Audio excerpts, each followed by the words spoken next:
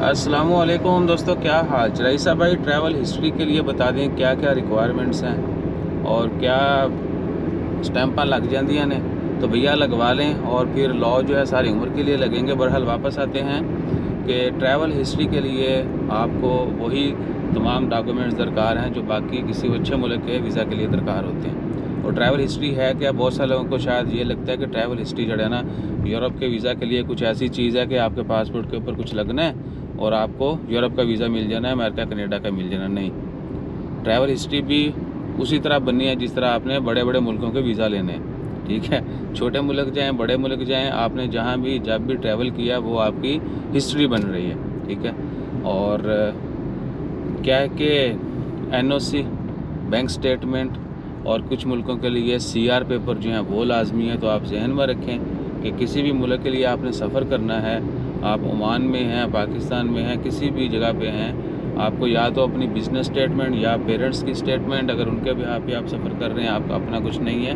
और या फिर क्या है कि आपका जहाँ पर आप जॉब करते हैं वहाँ जॉब की सैलरी की स्टेटमेंट। ठीक है जी, ये डॉक्यूमेंट जो हैं वो हर जगह पे लाजमी है। एनओसी जहाँ पे काम कर रहे थे उनसे इजाज़त लेना होती है कि जी मैं फ़लाँ जगह पे फ़लाँ कंपनी के साथ काम कर रहा हूँ इतने अरसे से, ये टाइटल है, ये पासपोर्ट है, मुझे इजाज़त है कंपनी की तरफ से। लेटर हेड के ऊपर आपको पता सब कुछ मेंशन होता है। और स्टेटमेंट बड़ी बड़ी जो कंट्रीज़ हैं वहाँ पर सिर्फ सैलरी सेविंग एक्सेप्टेड है। कुछ मुल्कों के लिए बस लमसम बैलेंस देखते हैं, क्लोजिंग बैलेंस इतना है तो आपका वीज़ा लग जाता है। लेकिन जो अच्छी कंट्रीज़ हैं, यूरोप, अमेरिका, कनाडा, ऑस्ट्रेलिया और बहुत सारे अच्छे मुल्क, वहाँ पे क्या होता है कि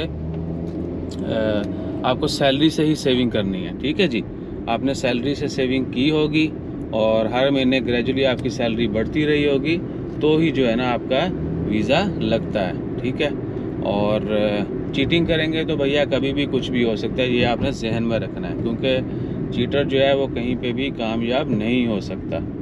ये सूरत हाल है। और बाहर देखो की हो रहा है।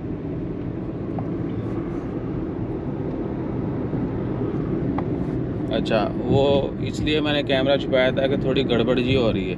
बहरहाल ये ट्रैवल हिस्ट्री का तरीका है, और किसी भी मुल्क के लिए आपने ट्रैवल करना है आप जो है हमें भी रब्ता कर सकते हैं, हमसे भी, हम भी आपको गाइड कर देंगे कि आप कहाँ से स्टार्ट करें और सस्ता और उम्दा तरीका क्या है। ठीक है ना, क्योंकि पहली चीज़ तो है कि वक्त बचाना है, पैसा बचाना है। और मिनी जो है ना आप देखते हैं कि भाईजान फ़लाना वीज़ा, फ़लाना ट्रैवल हिस्ट्री जो है इतने में बन जाएगी, उसमें मत पड़िएगा। पहले आप ग्राउंड रियलिटी चेक कर लें।